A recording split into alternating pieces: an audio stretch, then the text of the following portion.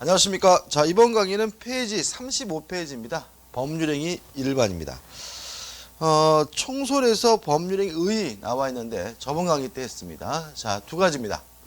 법률행위가 되기 위해선 반드시 뭐가 필요하죠? 의사표시가 필요하죠. 따라서 법률행위란 의사표시가 들어있는 적법행위를 법률행위라고 하고요. 특징은 그 효과가 무엇에 의해서 결정되죠? 의사표시. 다른 말로 하면 원하는 바에 따라서 효과가 결정이 된다. 기억나실 거예요. 자, 의 한번 읽어볼까요? 법률행위란 일정한 법률 효과의 발생을 목적으로 하는 하나 또는 수개의 의사표시를 불가결의 구성 요소로 하는, 이 말은 뭐냐면 법률행위가 되기 위해서 반드시 뭐가 있어야 된다는 거죠?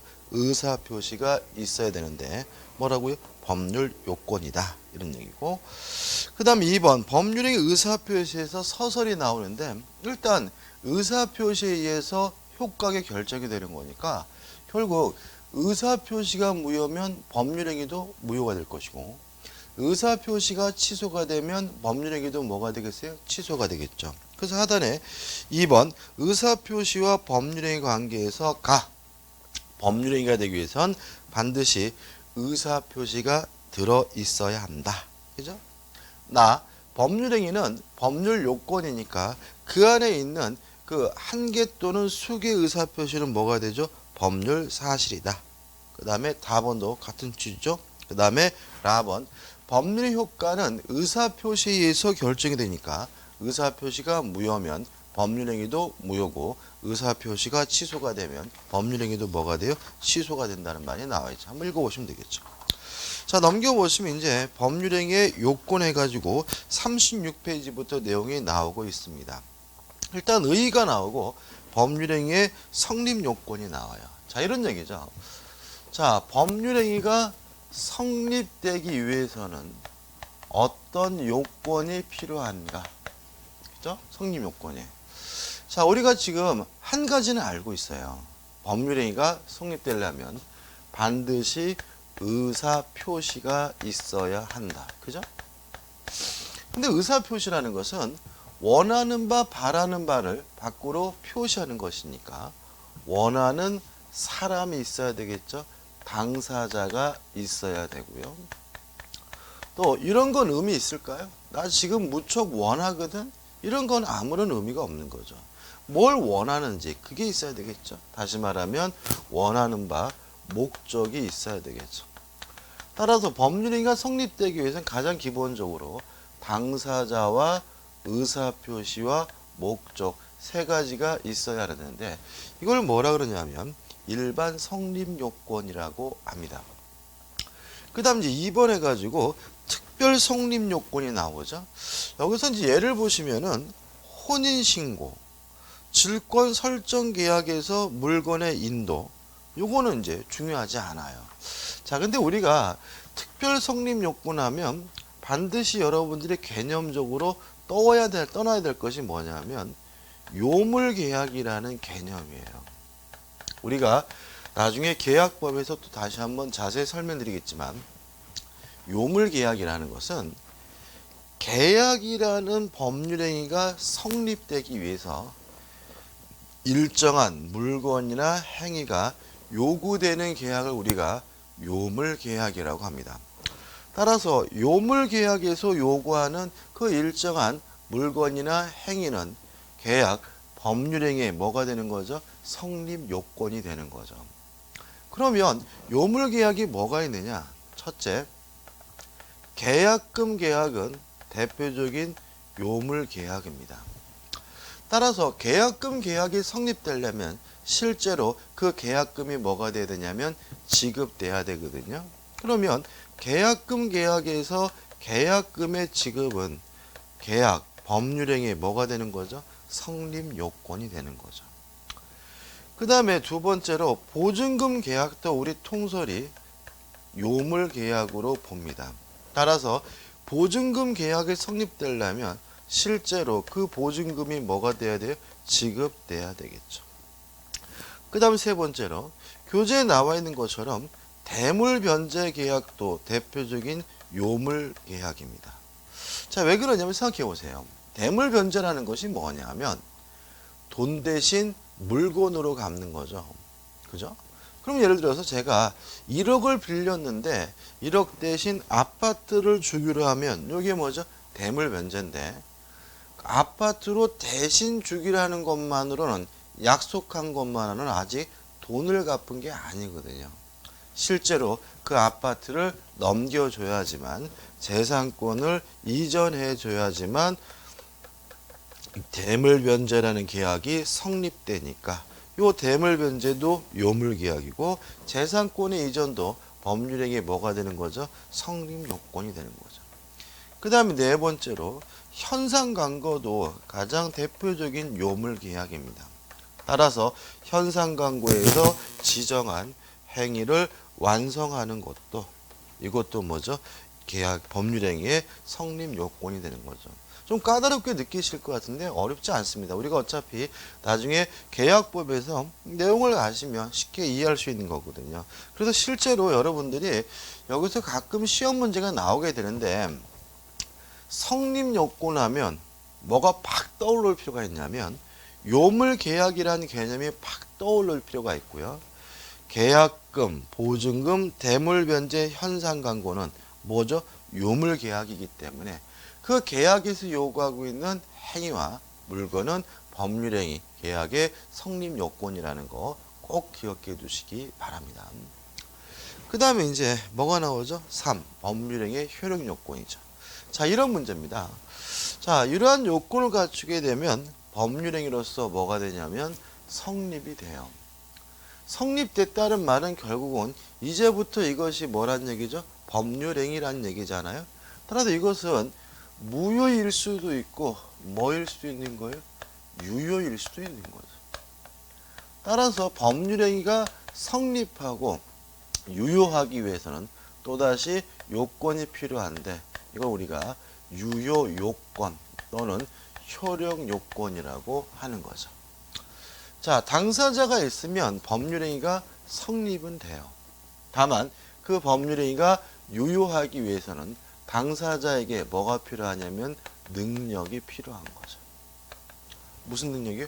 권리 능력, 의사 능력, 행위 능력이 필요한 거죠. 따라서 권리 능력이 없거나 의사 능력이 없다면 그러한 법률행위는 뭐가 돼요? 무효가 되는 거고요. 또 만약에 행위 능력이 없다, 제한 능력자가 법률행위를 했다면 뭐 할 수 있는 거죠? 취소할 수 있는 거죠. 이 부분은 시험 범위가 아니기 때문에 우리가 첫 강의 때 제가 개별적인 내용과 개괄적인 내용으로 개념만 이해하시면 된다라고 설명드린 것으로 끝내는 거죠. 그 다음에 의사표시가 있고 이것이 유효하기 위해서는 의사와 표시가 합치돼야 되고요. 또 이 의사가 형성되는 과정에서 하자가 없어야 되는데 이 부분은 대단히 중요한 부분이고요. 이걸 우리가 의사표시편에서 따로 자세히 공부하게 됩니다. 이것도 뭐 엄청나게 좀 양이 있죠. 그 다음에 목적이 있고 그것이 유효하기 위해서는 목적이 확정될 수 있고 가능하고 적법하고 사회적 타당성이 있어야 되는데 이것도 어떻게 해요? 중요한 부분이거든요. 이건 또 우리가 법률행위의 목적이라고 해서 따로 우리가 또 정리를 해야 되는 부분인 거죠. 그 다음에 이제 특별 효력 요건은 뭐가 있느냐? 다시 말하면 요것들은 다 뭐예요? 일반적 효력 요건이고요.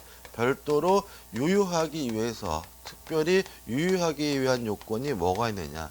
요걸 좀 기억하실 필요가 있는데 교재 보시면 맨 밑에 2번 특별 효력 요건 해가지고 37페이지 오시면 얘들이 나오는데 일단 대리권의 존재는 이것도 뭐죠? 특별 효력권 요건입니다. 자, 왜냐하면 대리권이 존재하지 않는다면 본인에게 뭐가 없는 거죠? 효과가 없는 거죠. 그 다음에 조건부, 기한부 법률행위에서 조건의 성취, 기한의 도래가 나오는데 이것도 어떻게 중요한 효력 요건이긴 한데 중요합니다. 이건 우리가 조건과 기한에서 공부할 거예요. 그 다음 유언에 있어서 유언자의 사망, 수종자의 생존 이런 것들은 뭐죠? 시험 범위가 아닌 거죠. 그 다음에 우리가 나중에 또 자세히 배울 건데 유동적 무효라는 개념을 배우게 돼요. 유동적 무효에서 요구하는 허가도 유효요건, 효력요건이라는 거 일단 좀 기억해 두시기 바랍니다. 자, 간단하게 말씀드리면 유동적 무효는 뭐냐면 지금은 무효지만 허가 등을 받으면 유효로 뒤바뀔 가능성이 있는 무효가 유동적 무효거든요. 그러면 결국은 유동적 무효는 허가를 받으면 뭐가 된다고요? 유효가 되니까 유동적 무효에서 요구하는 이 허가도 유효하기 위한 뭐가 돼요? 효력 요건이 되는 거죠. 그래서 실제로 효력 요건과 관련돼서 가장 중요한 것은 이 유동적 무효이긴 한데 이거는 해당 부분에서 우리가 자세히 배울 겁니다. 자, 그럼 이제 대표 예제를 한번 풀어볼까요? 법률행위의 효력이 발생하기 위한 요건이 아닌 것은, 그러면 효력 요건, 유효 요건이 아닌 것을 찾으라는 얘기죠. 유효 요건이 아닌 것은 뭘 찾으라는 거예요? 성립 요건을 찾으라는 거죠. 이해되시죠? 그 다음에요, 이렇게 친절하게 문제도 나오는 경우도 있지만 그냥 무작정 나열하고 다음 중 그 성질이 다른 것은, 이렇게 물어보는 경우도 있어요. 자, 그럼 다시 한번 보자고요. 유효 요건이 아닌 거 뭘 찾으라고요? 성립 요건을 찾으라는 얘기인데, 성립 요건에서 가장 중요한 것이 뭐예요? 요물계약이거든요. 따라서 3번 계약금 계약에서 계약금의 지급은 뭐가 되는 거죠? 성립 요건이기 때문에 답은 몇 번이 되는 거죠? 3번이 되는 거죠. 나머지 것들은 다 뭐예요? 유효 요건이죠. 1번 대리행위에 있어서 대리권의 존재, 대리권이 있어야 뭐 한 거예요? 유효한 거죠. 2번 정지조건부 법률행위에서 조건의 성취, 이건 나중에 하겠다 그랬죠. 조건의 성취도 뭐예요? 유효요건이고. 4번 법률행위 내용의 적법, 목적에 관한 뭐가 되는 거죠? 유효요건인 것이고. 5번 토지거래 허가 구역 내 토지거래 계약에 관한 관할관청의 허가, 요건데 요 허가도 먼저 유효요건이 되는 거죠. 그죠? 그래서 보통 여기서 가끔 시험 문제를 내는 편인데요. 보통 유효요건 속에다가 성립요건을 놔가지고 답을 만들게 되고요.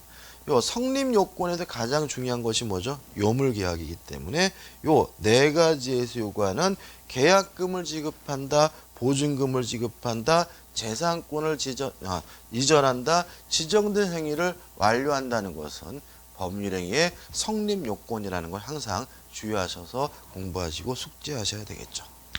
자, 이제 법률행위 종류로 들어갑니다. 자, 한번 생각해 보자고요. 법률행위가 되려면 반드시 의사표시가 있어야 돼요. 그러면 의사표시가 있다면 법률행위니까 의사표시가 하나만 있어도 법률행위고요.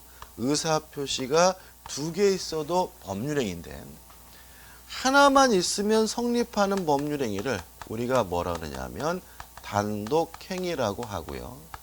의사표시가 2개 있어야 성립하는 법률행위를 계약이라고 합니다. 참고로 교재는 합동행위라는 개념도 집어넣고 있는데요.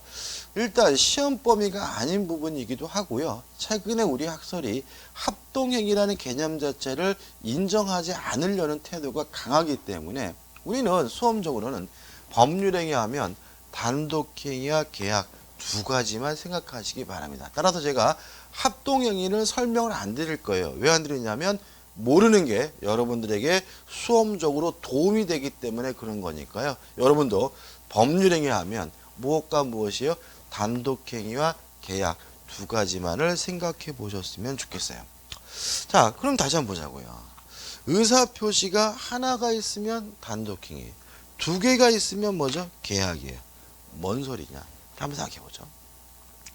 갑이 을에게요, 일정한 의사를 표시했어요. 이렇게 하나만 있으면 이게 뭐가 되는 거죠? 단독행위인 거죠. 을이 갑에게 2번째 의사를 표시했어요. 이렇게 2개 있으면 이게 뭐가 돼요? 계약이 되는데, 이 2번째 의사 표시를 우리가 통상적으로 뭐라 그러냐면 승낙이라고 하거든요. 따라서 단독행위가 의사표시가 하나만 있으면 된다라는 말은 결국 상대방으로부터 뭘 받을 필요 없다는 뜻이에요? 승낙을 받을 필요가 없다는 뜻인 거죠.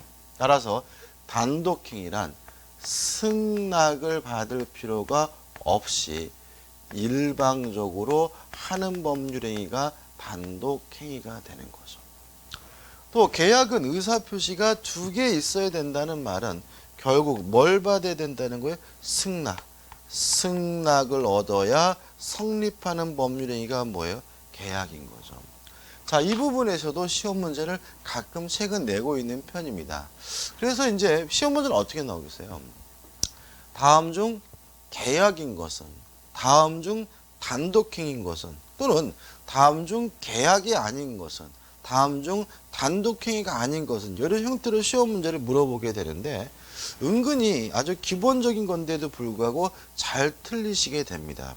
이유는 뭐냐면 자꾸 이것을 암기한 것을 가지고 문제를 풀려고 하면요, 자꾸 뭐에 넘어가냐면 함정에 넘어간다는 거죠. 그래서 우리가 이 부분은 머릿속에 암기하고 숙지하고 있는 것을 풀지 마시고요, 이렇게 푸는 겁니다. 다음 중 계약을 찾으래요. 그러면 5개 지문 중에서 승낙을 얻어야 하는 것을 찾으면 되는 거예요. 쉬워요. 다음 중 단독행위를 찾으래요. 그러면 5개 지문 중에서 승낙을 받을 필요 없이 일방적으로 할 수 있는 것을 찾으면 의외로 쉽게 답을 찾을 수가 있고요. 여러분들이 따로 숙지해야 될 것은 한 가지입니다. 증여는 계약이라는 것만 좀 머릿속에 꼭 숙지해 두시기 바랍니다. 그러면 이제 보통 수험생분들이 나 증여가 계약인 줄 아는데, 근데 계약인 줄 아는데 이게 뭔 뜻인지 이해를 못 하세요. 자, 이런 얘기입니다. 제가요, 제 친구한테 야 임마 힘들지? 엉아가 너한테 10억 줄게. 그때 이 자식이 싫어 인간아 안 받아. 그러면 못 주는 거다. 왜냐하면 증여도 계약이기 때문에 상대방으로부터 뭘 얻어야지만요, 승낙을 얻어야지만 성립하는 거죠. 그래서 우리가 증여의 경우에는 따로 기억하지 않고 생각하지 않는다면 왠지 일방적으로 할 수 있는 것처럼 착각할 수가 있기 때문에 증여는 승낙을 얻어야 되는 계약이라는 거 좀 주의하시기 바랍니다. 그 다음에 단독행위를 보자면 말이죠. 우리 교재를 보면은 단독행위가 둘로 나뉘고 있어요. 상대방 있는 단독행위와 상대방 없는 단독행위로 나누고 있죠. 이것도 교재에 나와 있는 예들을 외울 필요는 없어요. 그렇지만 왜 이것이 무슨 말인지는 이해할 필요가 있는데, 자, 생각을 해보죠. 제가요, 요 안경에 대한 소유권을 포기하고 싶어요. 포기하고자 해요. 그러면 이 안경에 대한 소유권을 포기하기 위해서 굳이 누구한테 승낙은 받을 필요가 없으니까 이 소유권의 포기는 뭐가 되는 거죠? 단독행위가 되는 거죠. 그리고요, 누구한테 굳이 말할 필요도 없죠. 그냥 저는 쓰레기통에다 갖다 집어넣으면 그만인 거잖아요. 자, 이에 반해서 제가 친구한테 돈 300만 원을 빌려줬는데 힘들대요. 그래서 제가 채권을 포기하고자 해요. 그러면 채권을 포기하고자 할 때 그 친구한테 뭐 받을 필요는 없어요? 승낙은 받을 필요가 없는데, 제가 화장실에 쪼그려 앉아가지고 먼 산 보고 친구야 돈 갚지 말아라고 백날 얘기해봐야 채권이 뭐 되는 건 아니에요? 소멸되는 건 아니죠. 승낙은 받을 필요가 없지만 그 친구한테 가가지고 야 힘들지 마, 너 임마 그러면 돈 갚지 말아라고 뭐는 해야 돼요? 얘기는 해야 되겠죠. 자, 상대방 없는 단독행위는 소유권의 포기처럼 누구한테 승낙받을 필요도 없고요, 누구한테 얘기할 필요도 없는 것을 우리가 상대방 없는 단독행위라고 하고요. 상대방 있는 단독행위는 채권의 포기처럼 승낙은 받을 필요 없지만 돈을 갚지 말아라고 얘기는 해야 되는 것을 우리가 상대방 있는 단독행위라고 해요. 그러면 유식한 말은 뭐죠? 의사표시가 상대방에게 말할 필요 없다, 도달될 필요가 없는 것은 상대방 없는 단독행위라고 하고요. 승낙은 받을 필요는 없지만 상대방에게 얘기는 해야 된다. 그 의사표시를 상대방에게 도달은 시킬 수 있는 경우를 우리가 뭐죠? 상대방 있는 단독행위라고 합니다. 여기까지 좀 이해하시면 되고요. 교재에 나와 있는 얘들은 뭐 하려고요? 외우려고 하지 마시고 우리가 수없이 반복할 것들이니까 좀 참으시면 되겠죠. 그 다음에 넘겨보시면 이제 38페이지에 뭐가 나오죠? 계약이 나옵니다. 일단 계약은 승낙을 얻어야 성립하는 법률행위가 뭐예요? 계약이고요. 뭐 물권계약, 채권계약 쭉 나와 있는데 여기서 좀 제가 용어 정리를 좀 해드려야 될 것 같아요. 우리가 민법을 시작해야 되니까요. 자, 우리 민법은요. 총 14가지의 계약을 규정하고 있습니다. 14가지. 이렇게 민법에 규정되어 있는 14가지의 계약을 전형계약이라고 하거든요. 그래서 제가 뭐 자세한 것들은 시험범위에 해당한다면 자세하게 공부할 것을 우리가 계약법에서 공부할 거고요. 오늘 이 부분에서는 용어 정리 차원에서 계약이 어떤 것들이 있는지를 정리해 드릴 거고요. 그래서 이 시간에는 이게 무슨 계약이구나 라고 알면 되는 시간인 거죠. 그죠? 자, 일단 민법에서 규정하고 있는 계약에서 첫 번째 정리해야 될 것은 재산권을 이전하는 계약이 있는데 세 가지입니다. 매매, 교환, 증여. 일단은 그냥 우리가 알고 있는 것처럼 돈 받고 파는 것은 뭐예요? 매매. 맞바꾸는 것은 뭐예요? 교환. 공짜로 주는 것은 뭐예요? 증여. 이렇게만 좀 기억하자고요. 그 다음에 두 번째로 노동을 제공하는 계약이 있어요. 첫째, 고용계약이 있는데 고용계약이란 뭐냐면요. 노무 일을 제공해 주고요. 그 대가로 보수를 받기로 하는 계약이 뭐죠? 고용계약인 거죠. 뭐 어렵지 않죠. 그 다음 두 번째, 도급이라는 계약이 있는데 도급은 노무를 제공하고 보수를 받는다는 것까지는 고용과 같은데 뭐가 다르냐면 일의 완성을 요건으로 한다는 점에서 차이점이 있는 거죠. 우리가 보통 도급하면은 공사 현장에서 많이 나옵니다. 왜 그러냐면 공사 현장에서는 건물을 지어주면 보수를 받고 페인트를 칠해주면 보수를 받으니까 일의 완성을 요건으로 하는 계약이 많아서 그런데요. 꼭 그것만은 아니라는 거죠. 따라서 공사 현장이 아니더라도 무엇을 요건으로 한다면요. 일의 완성을 요건으로 한다면 다 뭐가 되는 거예요? 도급인 거예요. 예를 들어서 여러분들이 합격하셔가지고 중개사 사무실을 열었고요.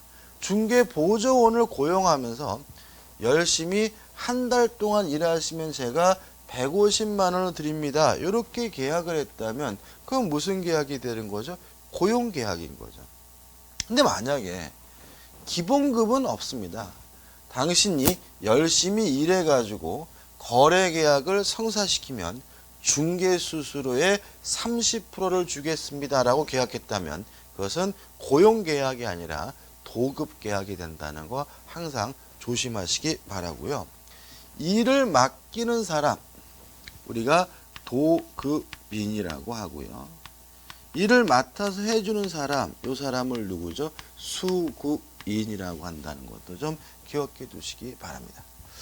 그 다음에 이제 세 번째로 현상 광고라는 계약도 있습니다. 이거는 시험 범위는 아니지만 개념은 중요해요. 현상 광고라는 계약은 뭐냐면요. 노무를 제공하고 보수를 받고 일의 완성을 요건으로 한다는 점까지는 무엇과 똑같냐면 도급계약과 마찬가지입니다. 다만 뭐가 다르냐면 청약을 광고 형식으로 한다는 점에서 차이점을 가지게 됨을 주의하시기 바랍니다. 예를 들어 볼까요? 제가요 강아지를 잊어버렸어요. 그래서 그 강아지를 찾기 위해서 신부는 센터에 가서 우리 강아지를 찾아주시면 50만 원을 드리겠습니다라고 계약을 했다면 그건 무슨 계약이 되는 거죠? 도급 계약이 되는 거죠. 근데 만약에 우리 강아지를 찾아주시면 50만 원 드리겠습니다라고 전단지를 만들어 가지고 전봇대에 붙여놨다면 저는 청약을 뭐로 하고 있는 거죠? 광고로 하고 있는 것이니까 그런 계약이 뭐가 되는 거죠? 현상 광고가 되는 거죠. 요 세 가지. 그 다음에 이제 네 번째로 위임이라는 계약도 우리가 책 받아보면 많이 나옵니다. 일단 세 번째죠. 네 번째죠. 자, 위임이라는 계약은 노동이란 말은 안 써요. 그냥 타인의 사물을 처리해 주기로 하는 계약을 위임이라고 하고요. 물론 위임은 대가를 받을 수도 있고 안 받을 수도 있기 때문에 무상일 수도 있고 유상일 수도 있고요. 일을 맡기는 사람을 우리가 위임인이라고 하고요. 사물을 처리해 주기로 하는 사람을 수임인으로 한다는 거, 그것도 좀 기억해 두시기 바랍니다. 그래서 타인의 사물을 처리해 주기로 하는 계약이 뭐라고요? 위임이다. 그 다음 다섯 번째, 임치라는 계약도 꼭 기억해 두셔야 되는데, 임치라는 계약은 뭐냐면 물건을 보관하기로 하는 계약을 우리가 임치 계약이라고 하고요. 이것도 대가를 받을 수도 있고 안 받을 수도 있으니까 무상일 수도 있고 유상일 수도 있고요. 임치 계약에서 물건을 맡긴 사람, 그 사람 우리가 임치인이라고 하고요. 물건을 맡아주는 사람, 그 사람 우리가 수치인이라고 한다는 거, 용어는 좀 기억해 두셔야 되겠죠.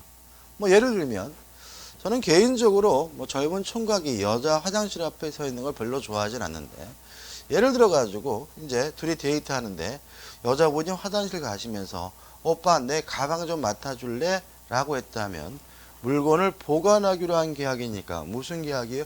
임치 계약이고요. 화장실에 들어가서 지금 막 시원해지고 있는 그 아가씨는 물건을 맡긴 사람 뭐가 돼요? 임치인이 되고요. 그 다음에 여자 화장실 앞에서 멀뚱멀뚱 서 있는 그 총각은 뭐가 되죠? 수치인이 된다는 거 좀 주의하시기 바랍니다. 그 다음에 이제 세 번째로 빌리는 계약이 있어요. 빌리는 계약. 빌리고 빌려주는 계약이 있는데 이것도 총 세 가지가 있습니다. 첫째, 소비대차. 의의는 뭐냐면 빌려가지고 소비하고 돌려줄 때는 다른 물건으로 반환해 주기로 하는 계약을 소비대차 계약이라고 합니다. 자, 여기서 이제 우리가 주의하실 것은 앞으로 소비대차 하면 무슨 계약이 떠올라야 되냐면 돈을 빌리는 계약이 떠올라야 됩니다. 자, 왜 그러냐면 보세요. 제가 친구한테 300만 원을 빌렸어요. 그러면 어차피 그 돈을 쓰려고 빌린 거죠. 따라서 저는 돌려줄 때는 그 돈을 쓰고 같은 금액에 다른 돈으로 돌려주게 되는 거죠. 다시 말하면 소비대차 계약의 가장 대표적인 것이 뭐라고요? 돈 빌리는 계약이고요. 물론 이자 받을 수도 있고 안 받을 수도 있으니까 소비대차는 유상일 수도 있고 뭐일 수도 있겠어요? 무상일 수도 있겠죠. 그 다음에 두 번째로 사용대차입니다. 사용대차라는 것은 말 그대로 빌려가지고 사용하고 빌린 그 물건을 그대로 반환해 주기로 하는 계약이에요. 근데 주의하실 것이 뭐냐면 세 번째 임대차거든요. 임대차도 그 빌린 물건을 사용하고 빌린 그 물건을 그대로 반환해 주기로 한다는 점에서는 사용대차와 같아요. 그럼 뭐가 다르냐? 사용대차는 무상이고요. 임대차는 유상이라는 점에서 차이점이 있습니다. 예를 들어서 제가 중개 사무실을 오픈하려고 하는데 저희 아버지가 얘입니다. 아버지가 빌딩이 있어요. 그래서 아버지한테 가서 아버지 저 사무실 좀 차릴게요. 그래라 해가지고 아버지한테 건물을 빌려가지고 중개 사무실을 차렸는데 아버지다 보니까 공짜로 빌린 거라면 그것은 뭐가 되는 거죠? 사용대차가 되는 거고요. 어느 날 아버지가 오셔가지고 야 임마 아무리 부자지간이라도 계산을 확실히 해야지. 그래서 제가 월 임대료를 300만 원씩 주기로 했다면 그것은 뭐죠? 유상이니까 그때 뭐가 되는 거죠? 임대차가 되는 거죠. 조심할 것은 이런 분들이 가끔 계시더라고요. 동산을 빌린 것은 사용대차, 부동산을 빌린 것은 뭐예요? 임대차. 이게 아니라는 거죠. 동산이든 부동산이든 빌려가지고 사용하고 그 물건을 그대로 돌려준다는 점에서는 임대차와 사용대차는 뭐예요? 같은 거예요. 다만 꼼꼼면 뭐가 되는 거죠? 사용대차가 되고요. 대가를 지급하면 유상이면 뭐가 돼요? 임대차가 된다는 거 항상 조심하시기 바랍니다. 뭐 거의 다 했죠, 그죠? 그 다음에 이제 네 번째로 조합이라는 계약도 우리가 기억해 두셔야 되는데, 우리가 이제 뭐 조합하면 농업협동조합이나 뭐 재건축조합 이런 게 떠오르시기 쉬운데, 우리 민법에서 조합은 뭘 말하냐면 동업계약을 말한다는 거 주의하시기 바랍니다. 무슨 계약? 동업계약이요. 예를 들어 제 친구하고 저하고 함께 돈을 반씩 내가지고요 포장마차를 운영하기로 했어요. 이게 뭐예요? 동업계약이고 무슨 계약이에요? 조합계약으로 보게 됨을 주의하시기 바랍니다. 그래서 조합에 대한 개념은 조심하셔야 돼요. 그 다음에 다섯 번째, 화해라는 계약이 있습니다. 어렸을 때 많이 해보셨죠? 친구하고 싸움하시면 악수하시고 화해하셨나요? 마찬가지입니다. 다시 말하면 상호 양보를 통해서 분쟁을 종결시키기로 하는 계약을 우리가 화해 계약이라고 하고요. 이것도 개념은 좀 기억해 두셔야 되겠죠. 그 다음 여섯 번째, 종신정기금이라는 계약도 가끔 나옵니다. 이 종신정기금이라는 말은 뭐냐면 종신, 죽을 때까지 정기적으로 돈을 주기로 하는 계약을 말하죠. 물론 이것은 우리가 흔히 뭐라 그러냐면 연금이라고 하거든요. 그래서 앞으로 책에서 종신정기금이란 말이 나오면 아, 연금 계약을 말하는구나 라고 이해하시면 돼요. 이렇게 총 14가지의 계약이 있고요. 여기까지 말씀드린 것은 용어 정리로서 머릿속에 꼭 숙지를 해 두셔야 나중에 수업 듣는데 지장이 없으니까 좀 주의하시기 바랍니다. 끝이죠. 그 다음에 합동행위라는 개념은 안 한다 그랬죠. 그 다음에 이해가지고 채권행위, 물권행위, 준물권행위가 나오고 있죠. 일단 이렇게 구별하시면 됩니다. 채권행위라는 것하고 처분행위라는 것으로 나뉘는데, 처분행위가 다시 물권행위라는 것하고 준물권행위로 나뉜다라고 좀 기억해 두시기 바라고요. 일단 개념은 이렇습니다. 채권행위는 뭐냐 하면 채권을 발생시키는 법률행위를 채권행위라고 합니다. 자, 처분행위에서 물권행위는 뭐냐 하면요, 물권을 변동시키는 행위를 우리가 물권행위라고 하고요. 준물권행위는 뭐냐면 물권에 준한다는 말은 물권이 아니라는 얘기거든요. 그래서 물권 이외의 권리를 변동시키는 행위를 우리가 뭐죠? 준물권행위라고 합니다. 어렵지 않죠? 채권을 발생시키는 행위는 뭐예요? 채권행위. 물권을 변동시키는 행위는 물권행위. 물권 이외의 재산권을 변동시키는 행위는 뭐죠? 준물권행위. 이렇게 되는 거죠. 자, 이것도 개념만 생각해 보시면 되는 건데요. 자, 이런 얘기입니다. 갑이라는 사람이 A라는 부동산을 가지고 있어요. 을과 만나가지고 매매 계약을 했습니다.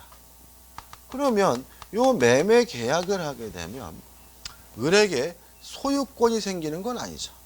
을은 갑에게 이전 등기해달라고 요구할 수 있는 뭐가 생겨요? 채권이 생기고요. 갑도 을에게 대금을 지급해달라 요구할 수 있는 뭐가 생깁니까? 채권이 생기니까 요 매매계약은 뭐죠? 채권을 발생시키고 있으므로 뭐가 되는 거죠? 채권행위가 되는 거죠. 그리고 나서 갑이 을에게 이전 등기를 해주면 이제 갑이 있던 소유권이 을로 을에게 넘어가겠죠. 소유권이란 물건이 변동되고 있으니까 이전 등기해주는 것, 소유권을 넘겨주는 것은 처분행위 중에서 뭐가 되는 거죠? 물권행위가 되는 거죠. 감 잡히시나요? 자, 그 다음에 또 하나 더 볼까요? 을이 갑에게 1억을 빌려줬어요. 그러면 을은 갑에게 1억을 달라고 요구할 수 있는 뭐가 생기는 거죠? 채권이 생기는 거죠. 그러면 을이 갑에게 1억을 빌려주는 요 행위는 무엇을 발생시키고 있습니까? 채권을 발생시키고 있으니까 이건 뭐가 돼요? 채권행위가 되는데 을이 이 채권을 병에게 양도를 냈어요.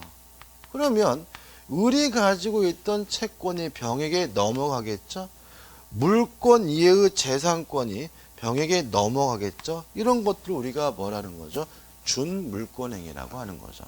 좀 까다로울 수가 있는데요. 뭐 걱정하지 않으셔도 됩니다. 실제로 나중에 민법에 대한 전반적 이해가 들어가면 그렇게 어렵지 않은 개념이에요. 자, 채권을 발생시키는 행위가 뭐라고요? 채권행위고, 물권을 변동시키는 행위가 뭐예요? 물권행위고, 물권 이외의 기타 재산권을 변동시키는 행위는 뭐죠? 준물권행위다 정도만 정확하게 기억해 두시면 됩니다. 자, 이제 넘겨보시면 이제 뭐가 나오냐면 출련행위라는 것하고 비출련행위라는 개념이 나오고 있습니다. 이것도 이제 가끔 시험 문제 내더라고요. 그러니까 아마 기본적인 거니까는 뭐 이거 용어니까 뭐 알고 있느냐 이런 의미인 것 같은데요. 자, 이런 얘기입니다. 법률행위를 통해서 재산의 증가와 감소, 증감이 함께 일어나면, 수반해서 일어나면 이걸 우리가 출련행위라고 하고요. 재산의 증감이 수반되지를 않으면 이걸 우리가 비출련행위라고 합니다. 개념은 어렵지 않죠, 그죠? 재산의 증가와 감소가 함께 일어나면 뭐예요? 출현행위. 증가, 감소가 함께 일어나지 않으면 비출현행위인데 조심할 것은 뭐냐면 이 출현행위가 다시 유상행위와 무상행위로 나뉜다는 거는 좀 조심하시기 바랍니다. 보통 이제 공부를 처음 하시면서 유상행위는 출현, 무상행위는 비출현 이렇게 엉뚱하게 이해하셔서 나중에 틀리시는 분들이 발생하고 있는데 출현행위 속에 유상행위도 포함하고 무엇도 포함하는 거죠? 무상행위도 포함된다는 거 좀 조심하셔야 된다 이런 얘기인 거죠. 한번 생각해 볼까요? 자, 갑이라는 사람이 A라는 건물을 가지고 있는데 을과 만나가지고 매매 계약을 했어요. 자, 건물만 생각하세요. 그럼 매매 계약을 하고 갑이 을에게 소유권을 넘겨준다면 갑의 재산은 뭐가 돼요? 감소가 되고요. 을의 재산은 뭐가 되겠습니까? 증가가 되겠죠. 따라서 매매와 같은 유상행위는 증가와 감소가 함께 일어나니까 뭐가 되는 거죠? 출련행위가 되는 거죠. 근데 만약에 갑이 을에게 증여하겠다라고 가정을 해볼게요. 그럼 증여의 경우에도 갑이 을에게 넘겨준다면 을의 재산은 뭐가 돼요? 증가가 되고요. 갑의 재산은 뭐가 되겠어요? 감소가 되겠죠. 다시 말하면 증여의 경우에도 무상행위의 경우에도 뭐가 되는 거예요? 출련행위가 되는 거죠. 그러면 비출현행위는 어떤 것이 있느냐? 두 가지가 있습니다. 첫째, 재산의 변동이 아예 없는 것. 대리권 수여는 대표적인 비출현행위입니다. 예를 들어서 제가 제 친구한테 야, 네가 내 대신 제주도에 가서 땅 좀 사라고 대리권을 줬다면 말을 했으니까 힘이 판기긴 하겠지만 재산의 변동은 없기 때문에 그 자체는 뭐가 되는 거죠? 비출현행위가 되는 거고요. 또 재산의 감소만 있을 뿐 증가가 없는 소유권의 포기도 비출현행위로 평가가 됩니다. 이해되시나요? 자, 출현행위가 되려면 재산의 증가와 감소가 함께 일어나야 돼요. 따라서 소유권 포기의 경우에는 재산에 뭐만 있어요? 감소만 있고 증가는 없는 거죠. 제가 이 안경에 대한 소유권을 포기해서 갖다 버리면 저의 재산은 감소가 되지만 누구의 재산이 증가되는 것은 아니기 때문에 소유권 포기도 뭐가 되는 거죠? 비출현행위가 됨을 주의하시기 바랍니다. 그 다음에 이제 4번 해가지고 요식행위, 불요식행위, 특별한 방식이나 행위가 요구된다면 요식행위고요. 아무런 방식도 형식도 요구되지 않으면 불요식행위인데, 여기서 주의하실 것은 우리 민법 안에서는, 시험범위 안에서는 요식행위는 단 한 가지도 없다는 거죠. 따라서 민법 시험에서 뭐 어떤 의사는 서면으로 해야 된다, 문서로 작성해야 된다 그러면 무조건 다 X가 됩니다. 다시 한번 말씀드리면 민법은 뭐가 원칙입니까? 불요식행위가 원칙이고요. 민법에는 요식행위는 단 한 가지도 없다는 거 주의하시기 바랍니다. 그 다음에 5번째, 주된 행위와 뭐가 나오죠? 종된 행위가 나오는데 뭐 특별한 것은 아닙니다. 자, 이런 얘기죠. 을이 갑에게 1억을 빌려줬어요.